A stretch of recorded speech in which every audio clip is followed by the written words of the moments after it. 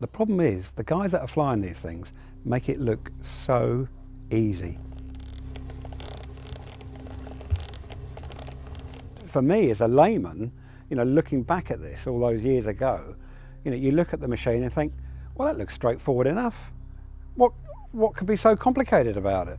Okay, let's build one. I've never heard of anybody being injured, burning themselves, blowing themselves up, but that has happened, and that sort of news has always been kept quiet. You're not going to come across that until you actually do it for yourself. And then when you do it for yourself, you've got the machine strapped to your back, you've made the fuel, all the rest of it, that's when you're going to find out that actually these things are incredibly dangerous.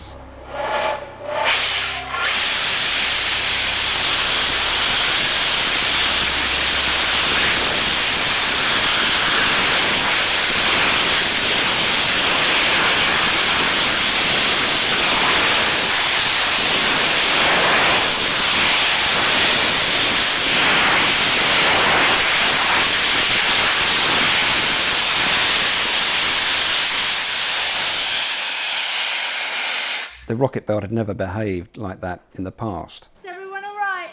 We were testing a new throttle valve, and that had obviously got jammed up to the point where it was allowing probably 50% more fuel through it than it was designed to take.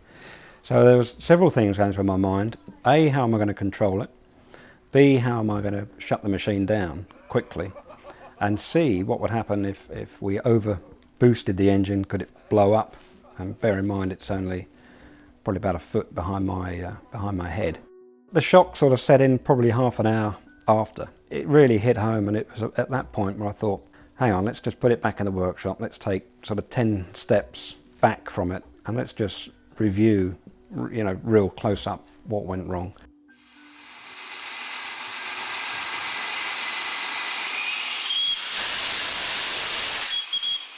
What do? You know, you type in, you go on to Google maybe and say, yeah, I want to learn how to fly a jetpack. It'll come up with no results.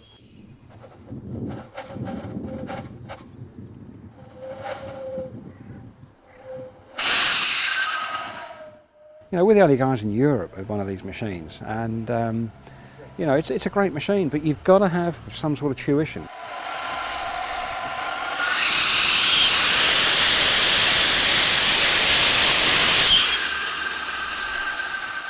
Everybody in the last sort of 30 years has had a jetpack instructor with them when they're at the early stages.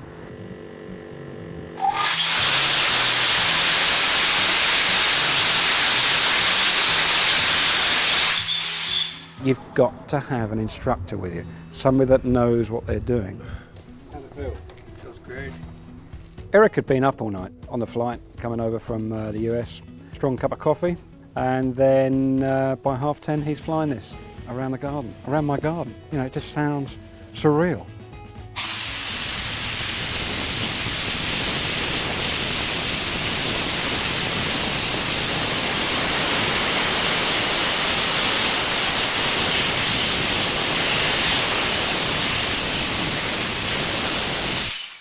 You know, he's proved the machine works fine. It works better than fine. It's 100%. You know, he says it's super smooth, very controllable. So now it's just a question of me getting to grips with it. You're out of control from the beginning, and these things fly like a helicopter. So it's 8 points of control you're trying to maintain: altitude, you know, pitch and roll, and yaw, and the same thing. So any kind of hesitations that he has in his head right now are stuff that he kind of learned coming up through this. You know, the biggest fear is crashing this machine.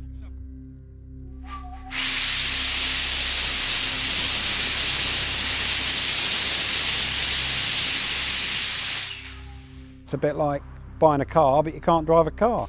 Nobody's ever taught you, maybe. It's just not going to work. So, jetpack, yeah, okay, I'll buy the jetpack. I've made the fuel, fill it up, let's fly it. Just doesn't work like that. It's not about being clever, intelligent, a risk taker, any of these sort of names you can call people. It's just a nightmare, a complete nightmare.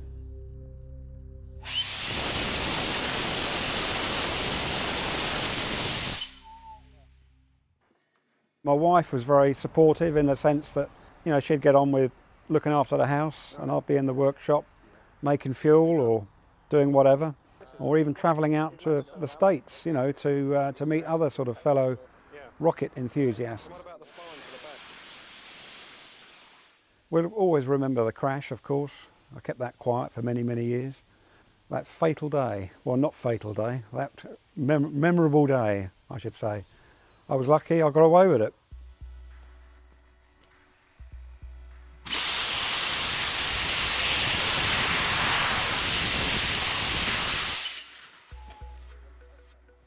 I finally made the decision to say, right, that's it, no more. It was a question of time. If I wasn't working, I'd spend pretty much 12 hours a day making the fuel, making adjustments. The noise of the thing.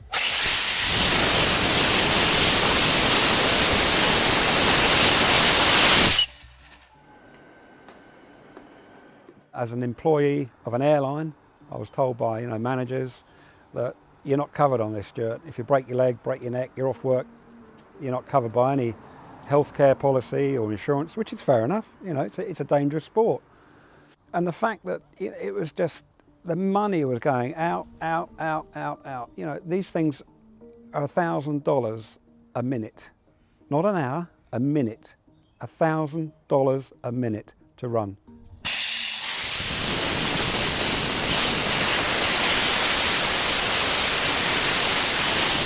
Try to pick a point out, like get your head level with, say, whatever that goal, whatever the buckle is on the thing. Just get yourself up there. Even though I've been at this for nearly 20 years, it's only in the last sort of 5 years or so that technology has moved on to the point where, you've got guys with wingsuits, you've got guys with gas turbines now. You literally strap yourself to, press a button and say, I want to go there, and it'll take you there.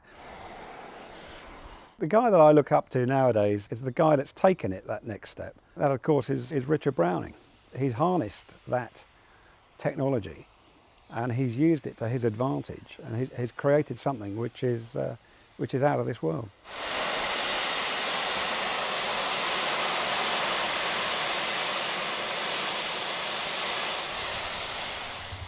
The whole sort of obsessional relationship with the Rocketbelt, I don't mind admitting it got out of hand. It got very deep. The whole sort of package, and I would lay in bed at night, worrying about making the fuel than actually operating the machine. If I was operating the machine, I'd have colleagues around me that would help me if I tripped up, putting the machine on or taking it off or fueling it up or whatever. There's always somebody there.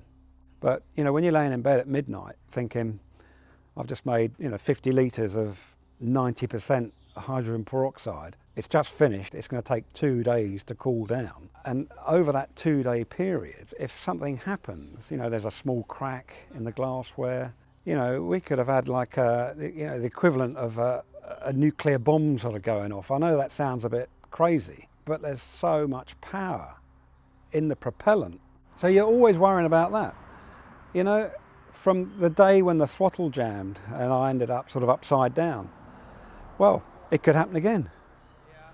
So that's always at the front of your mind. It's not at the back of your mind.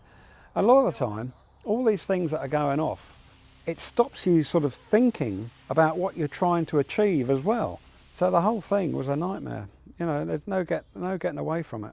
It was just bonkers, really. I don't have any regrets about it, no. I think if I was the same age and in the same position, I'd do it again. I don't think I'd have done anything differently, at all. It was nearly 20 years of my life, trying to work, earn a living, a family, and all the rest of it. I was lucky, I had that sort of freedom to be able to say, yeah, I can do this, I can do that, I can do this.